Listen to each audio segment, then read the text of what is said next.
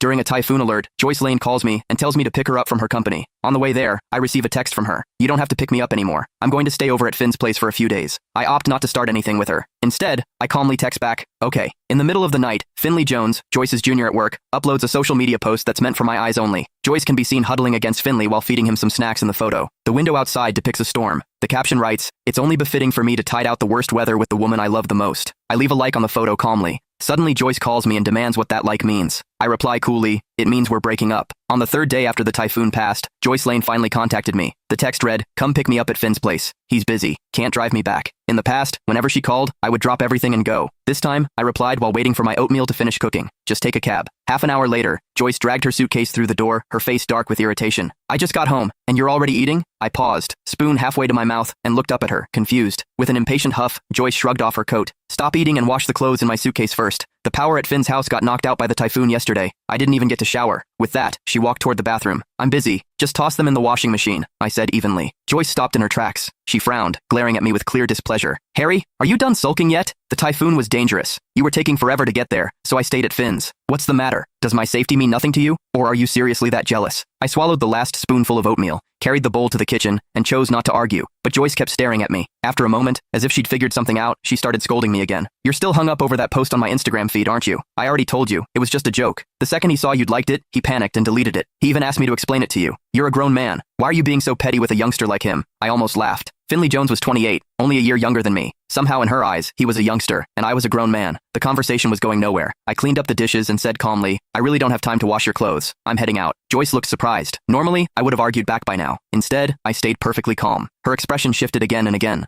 Just as I stepped out of the living room, she suddenly walked up and kissed me. "There. Happy now?" Joyce shot me a proud, almost smug look, as if my emotions were entirely under her control. I instinctively pushed her away. A wave of nausea hit me. Even when Joyce was in the wrong, Joyce had never stooped to this, never tried to coax me with a kiss. Yet here she was, doing it for Finley's sake. Judging by the looks of it, whatever could have happened between them in those 3 days probably did. I casually wiped my face and headed to the door to change my shoes. Joyce stared at me in disbelief. "Harry, what's that supposed to mean? Are you disgusted with me?" "No," I replied, "just a bit of a germaphobe." Joyce was just about to lose her temper when my phone rang. My rideshare had arrived downstairs. Seeing me about to leave, she suddenly grabbed my arm. Her expression turned strangely flustered. "What's gotten into you today? Where are you going?" "Work." Joyce heaved a sigh of relief and said with a cold expression, "Cancel the ride. I'll drive you." Her car was a gift from me, yet she rarely ever let me ride in it. This sudden display of consideration was unprecedented. I was about to refuse, but she had already grabbed the keys from the entryway and walked ahead. Typical of her, she strode ahead with her usual assertiveness. Left with no choice, I canceled the ride and followed her downstairs. The moment I sat in the passenger seat, I noticed an animation sticker stuck to the dashboard. It read, "Boyfriend's exclusive seat." Joyce had always been meticulous, and she hated unnecessary decorations in her car. It was obvious who had stuck the sticker there.